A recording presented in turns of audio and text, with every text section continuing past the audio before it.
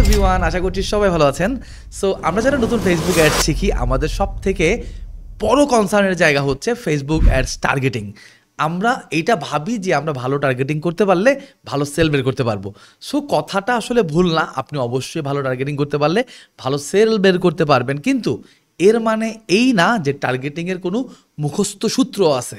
For example, আপনি ভাবলেন যে আপনার কম্পিটিটর এই 5টা কিওয়ার্ড ব্যবহার করে ভালো সেল পাচ্ছে, দ্যাট মিনস আপনিও এই 5টা কিওয়ার্ড ব্যবহার করলে ভালো সেল পাবেন। ব্যাপারটা আসলে মোটেও এমন না। তার মানে কি টার্গেটিংয়ের কোনো ভ্যালু নাই? অবশ্যই টার্গেটিংয়ের ভ্যালু আছে। এখন এখানে আরেকটা প্রশ্ন থাকে যে আপনি আসলে কোন স্টেজে কোন লেয়ারের অডিয়েন্সকে আপনি টার্গেট করতে চাচ্ছেন। ফর এক্সাম্পল, আপনার যদি এটা ফানেলের লেয়ারের ফার্স্ট স্টেজ হয় তাহলে টার্গেটিংটা হবে একরকম, যদি এটা মিডল লেয়ার হয় তাইলে টার্গেটিং হবে একরকম, যদি বটম লেয়ার হয় তাইলে কিন্তু টার্গেটটা হবে অন্যরকম।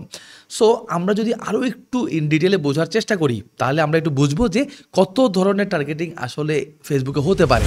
যেমন ধরেন, আপনি কিন্তু চাইলে ওপেন টার্গেট করতে পারেন। তার মানে কি, আপনি কোনো ধরনের কিওয়ার্ড ছাড়াও কিন্তু টার্গেট করতে পারেন, নাম্বার ওয়ান জিনিস। আবার আমরা চাইলে ব্রড অডিয়েন্সকে টার্গেট করতে পারি। সো ব্রড অডিয়েন্স মানে হচ্ছে যখন আমাদের অডিয়েন্সের সাইজটা একটু বড় থাকে। For example 4 million audience, 5 million audience, একটু বড়। হ্যাঁ, আপনি চাইলে ন্যারো অডিয়েন্সকে টার্গেট করতে পারেন। সো ন্যারো অডিয়েন্স মানে কি, ব্রড অডিয়েন্সের কিওয়ার্ড দেওয়ার পর সেটাকে আরও ন্যারো করে দেওয়া বা সেটাকে আরও ফিল্টার করে দেওয়া। আপনি চাইলে আবার লেজার টার্গেটেড অডিয়েন্সও সেট করতে পারেন। আবার আপনি যদি চান, আপনি একজন মানুষের পার্সোনার উপর বেস করেও টার্গেট সেট করতে পারেন। ফর এক্সাম্পল, আপনি একটা চুলা বিক্রি করবেন, মানে ঘরের রান্নাবান্নার চুলা। এখন এই রান্নাবান্নার চুলা বিক্রি করার জন্য আপনি চাইলে ফেসবুকে গিয়ে দেখতে পারেন যে কিচেন রিলেটেড কী ধরনের কিওয়ার্ড আছে। এটা হলো জেনারেল একটা টার্গেটিং। আবার আপনি এভাবেও ভাবতে পারেন যে কিচেনে যিনি কাজ করেন উনি আসলে কে, উনি একটা হাউসওয়াইফ। হাউসওয়াইফরা কী করে, রাতের বেলা সিরিয়াল দেখে। কী ধরনের সিরিয়াল দেখে? স্টার জলসার সিরিয়াল দেখে, জি বাংলা সিরিয়াল দেখে, আমি যদিও চ্যানেলগুলোর নাম জানি না। সো হোয়াট এভার, এরকম হিন্দি, বাংলা বা আমাদের ইন্ডিয়ান সিরিয়ালগুলো দেখে। এখন আপনি যদি ফেসবুকে গিয়ে একটা সিরিয়ালের নাম লিখে টার্গেট করেন, ফর এক্সাম্পল ঘর ঘর কি কাহানি, আপনি কিন্তু এই সিরিয়ালটা পেয়ে যাবেন। সো আমি জানি না আসলে কোন সিরিয়ালটা ট্রেন্ডে আছে, বাট একটা এক্সাম্পল দিলাম। সো আপনি যদি ঘর ঘর কি কাহানি লিখে সার্চ করেন, আপনি দেখতে পাবেন ঘর ঘর কি কাহানিতে যারা ইন্টারেস্ট রাখে বাংলাদেশের মধ্যে, তাদের একটা অডিয়েন্স বেজও কিন্তু আছে। এখন ঘর ঘর কি কাহানিতে ইন্টারেস্ট রাখে কারা? ওই যে আমাদের হাউস ওয়াইফ যে সেগমেন্টটা আছে, ওনারাই তো বেসিক্যালি সিরিয়ালগুলো দেখে। সো আপনি কিন্তু এই ঘর ঘর কি কাহানি, এটা কিন্তু একটা বায়ার পার্সোনা। মানে আমি যে একজন বায়ার, মানে আমি একজন হাউস ওয়াইফ, আমার পার্সোনা কি, আমি সিরিয়াল দেখি। কি সিরিয়াল দেখি? ঘর ঘর কি কাহানি দেখি। সো ঘর ঘর কি কাহানিকে টার্গেট করেও কিন্তু আপনি চাইলে আমার কাছে প্রোডাক্ট সেল করতে পারেন। এছাড়াও আপনি কাস্টম অডিয়েন্স তৈরি করতে পারেন। কাস্টম অডিয়েন্স তৈরি করার আবার নানা ধরনের ভ্যারিয়েশন আছে। আপনি ভিডিও ভিউজ থেকে কাস্টম অডিয়েন্স বানাইতে পারেন, আপনি আপনার পেজের এনগেজমেন্ট থেকে কাস্টম অডিয়েন্স বানাইতে পারেন, আপনি আপনার পেজে কারা মেসেজ দিছে, কারা মেসেজ দিয়ে কিনছে, তাদের উপর বেস করেও আপনি কাস্টম অডিয়েন্স তৈরি করতে পারেন। আপনার ওয়েবসাইটে কারা ভিজিট করছে, কোন ল্যান্ডিং পেজ কে ভিজিট করছে, কোন ইউআরএল কে ক্লিক করছে, কোন বাটন কে ক্লিক করছে, আপনি কিন্তু এইসবের উপর বেস করেও কিন্তু কাস্টম অডিয়েন্স তৈরি করতে পারেন। আপনি আপনার হাতে থাকা লিড থেকেও কিন্তু কাস্টম অডিয়েন্স তৈরি করতে পারেন। ফর এক্সাম্পল, আপনার একটা অ্যাডের থ্রুতে আপনি 500 কন্ট্যাক্ট নাম্বার পাইলেন, বা 5000 কন্ট্যাক্ট নাম্বার পাইলেন, বা 5 লাখ কন্ট্যাক্ট নাম্বার পাইলেন। আপনি কিন্তু এই কন্ট্যাক্ট নাম্বার, ইমেল আইডি, এগুলোর উপর বেস করেও কাস্টম অডিয়েন্স তৈরি করতে পারেন। আপনি ভ্যালু বেসড কাস্টম অডিয়েন্স তৈরি করতে পারেন, অর্থাৎ কারা 5000 টাকার প্রোডাক্ট পারচেস করছে এদের লিস্ট তৈরি করে দাও, বা কারা 2000 টাকার প্রোডাক্ট পারচেস করছে এদের একটা লিস্ট তৈরি করে দাও। আপনি এরকম ভ্যালু বেসড কাস্টম অডিয়েন্সও তৈরি করতে পারেন। এই সমস্ত কাস্টম অডিয়েন্সকে ব্যবহার করে আপনি আবার লুকে লাইক অডিয়েন্স তৈরি করতে পারেন।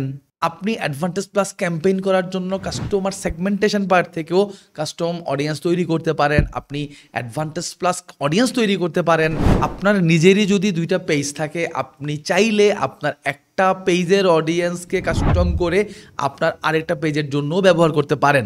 যদিও এটা খুব একটা কাজ করে না আসলে, বাট চাইলে আপনি করতে পারেন।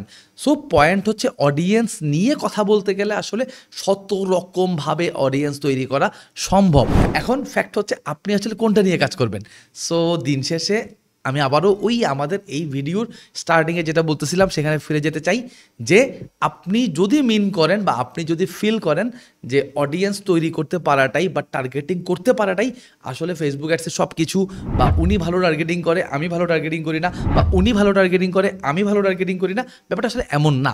ব্যাপারটা হচ্ছে আপনাকে ফার্স্ট অফ অল জানতে হবে কতভাবে আসলে টার্গেটিং করা সম্ভব এবং এই প্রত্যেকটা টার্গেটিং করার জন্য কত ধরনের প্রসেসের সাথে আপনাকে আসলে ইনভলভ হতে হবে। সো এই টোটাল মেকানিজমটা আপনি যখন জানবেন তখন আপনি নানা ধরনের অডিয়েন্সকে ট্রাই করতে পারবেন এবং এই ট্রাই করতে পারার জন্য ফেসবুক আপনাকে আবার এবি টেস্টিংয়ের একটা অপশনও দিয়ে দিছে। সো মার্কেটে যারা বড় ক্যাম্পেইন করে তারা কিন্তু ওই যে এই 5টা কিওয়ার্ড দিয়েই অ্যাড চালাই দিয়ে ওখান থেকে সেল বের করে আনে না, তারা এবি টেস্টিং করে, তারা বোঝে এই যে এত ধরনের অডিয়েন্স, কোন অডিয়েন্সটা রাইট নাও আমার জন্য কাজ করতেছে। এমনও হইতে পারে একটা অডিয়েন্স যেটা 1 মাস আগে আমার জন্য কাজ করছে আজকে আমার জন্য কাজ নাও করতে পারে। So first of all A B testing করা হয় যে এত ধরনের অডিয়েন্সের মধ্য থেকে কোন অডিয়েন্সটা রাইট নাও আমার জন্য কাজ করতেছে, এইটা বের করার পর দেন আরও একটা পার্ট কিন্তু থেকে যায়, সেটা হচ্ছে কন্টেন্ট। সো এই অডিয়েন্সের সাথে ম্যাচ করে আপনি যদি আবার কন্টেন্ট ক্রিয়েট করতে না পারেন তাইলেও কিন্তু এই অ্যাডভার্টাইজমেন্ট বা এই ক্যাম্পেইনগুলো আসলে কাজ করে না। ফর এক্সাম্পল হিসেবে আমি একটা ছোট্ট জিনিস শেয়ার করি। ধরেন আপনি চুড়ি বিক্রি করেন, ওকে, চুড়ি, হাতের চুড়ি। এখন চুড়ি বিক্রি করার জন্য আপনি টার্গেট দিবেন কাকে? নর্মালি কিন্তু আমরা এভাবেই ভাবি চুড়ি বিক্রি করার জন্য আমি টার্গেট দিব আপুদেরকে, কারণ আপুরাই তো চুড়ি কিনে। দেখেন, আপনি কিন্তু চুড়ি বিক্রি করার জন্য ভাইদেরকেও টার্গেট দিতে পারেন। কিভাবে? আপনি একটা কন্টেন্ট বানান, কন্টেন্টটা বানান এভাবে, লাস্ট কবে আপুকে লাল চুড়ি কিনে দিছেন মনে করেন তো ভাই, দেখেন এইটা লিখে আপনি ভাইকে টার্গেট দেন। ভাইয়ের কাছে যখন এই কন্টেন্ট যাবে, ভাই তখন একটু ব্যাকগ্রাউন্ডে চলে যাবে, চিন্তা করবে আমার প্রেয়সীকে আমি লাস্ট চুড়ি কিনে দিছি কবে, গত বছর, না না না তার আগের বছর, না না না তার আগের বছর। এই যে তাকে ট্রিগার করে, বলে শেট আমার তো তাকে চুরি কিনে দেওয়া উচিত, সামনে বৈশাখ, সামনে Valentine's day, what ever, just example দিচ্ছি। সো আপনি চাইলে ভাইকেও ট্রিগার করতে পারেন, এটাও কিন্তু এক ধরনের অডিয়েন্স হতে পারে। সো যেটা বললাম, কাকে টার্গেট করবেন এটার সাথে অ্যাবসলিউটলি রিলেভেন্ট হতে হবে আপনার কন্টেন্ট, অথবা কন্টেন্ট কি এটার উপর বেস করে, অথবা কন্টেন্টের অ্যাপ্রোচ কি এটার উপর বেস করবে আবার কি কাকে আপনি টার্গেট করবেন। সো এখানে অনেকগুলো মেকানিজম আছে, টোটাল প্রসেসটা আপনাকে আসলে আন্ডারস্ট্যান্ড করতে হবে। টোটাল প্রসেসটা আন্ডারস্ট্যান্ড করার পর আপনাকে এবি টেস্ট করতে হবে। এই পৃথিবীতে কোনো গুরু নাই যে আপনাকে বলে দিবে ভাই একে টার্গেট দাও তোমার সেল চলে আসবে।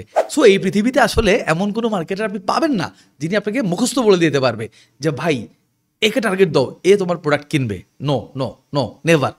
যদি এটাই হইতো ফেসবুক আমাদেরকে এবি টেস্টিংয়ের অপশনটা দিত না। ফেসবুক আমার থেকে বেটার জানে যে আসলে অ্যাপ্রোচটা কী হওয়া উচিত। সো পয়েন্ট হচ্ছে আপনাকে প্রথমত কত ধরনের অডিয়েন্স, কত স্টাইলের অডিয়েন্স, কত ম্যাথোডোলজিতে অডিয়েন্স তৈরি করা যায় এই জিনিসটা জানতে হবে। জানার পর আপনার সাথে যেটা যায়, আপনার বাজেটের সাথে যেই প্রসেসটা যায় সেটাকে নিয়ে এবি টেস্টিং করতে হবে এবং ওখান থেকে একটা বেটার অডিয়েন্স আপনাকে খুঁজে বের করতে হবে এবং ওই অডিয়েন্সকে রিটার্গেট ক্যাম্পেইন করতে হবে বা রিমার্কেটিং ক্যাম্পেইন করতে হবে। দেন আপনি ওখান থেকে একটা ভালো রেজাল্ট এক্সপেক্ট করতে পারবেন। প্লাস একটা ক্যাম্পেইন যখন আপনি চালাই ফেলবেন, ব্যাকগ্রাউন্ডে কিন্তু আপনাকে আরও একটা ক্যাম্পেইন রেডি করে ফেলতে হবে, অর্থাৎ আরও একটা অডিয়েন্স বেস আপনার তৈরি করে ফেলতে হবে। সো এটার জন্য আপনাকে কাস্টমার টেম্পারেচার বুঝতে হবে। সো আমি যদি একটু করে আপনাকে বোঝাই দিই what is customer temperature. So customer temperature মানে হলো তাপমাত্রা, আমরা তো বুঝি ওই যে কাস্টমারের তাপমাত্রা। সো কাস্টমার টেম্পারেচারের বেসিসে আমরা বেসিক্যালি 3 ধরনের কাস্টমার খুঁজে পাই: হট কাস্টমার, ওয়ার্ম কাস্টমার এবং কোল্ড কাস্টমার। হট কাস্টমার মানে যারা আপনার কাছে প্রোডাক্ট কিনে ফেলছে, ওয়ার্ম কাস্টমার মানে যারা কিনতে পারে, ওই যে একটা ক্যাম্পেইন আপনি চালাই দিয়েছেন এবি টেস্ট করার পর যারা কিনতে পারে।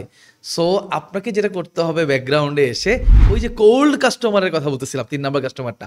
কোল্ড কাস্টমার মানে হচ্ছে যারা আপনাকে এখনও চিনে না, যারা এখনও আপনার প্রোডাক্ট কেনার জন্য ইন্টারেস্টেড না।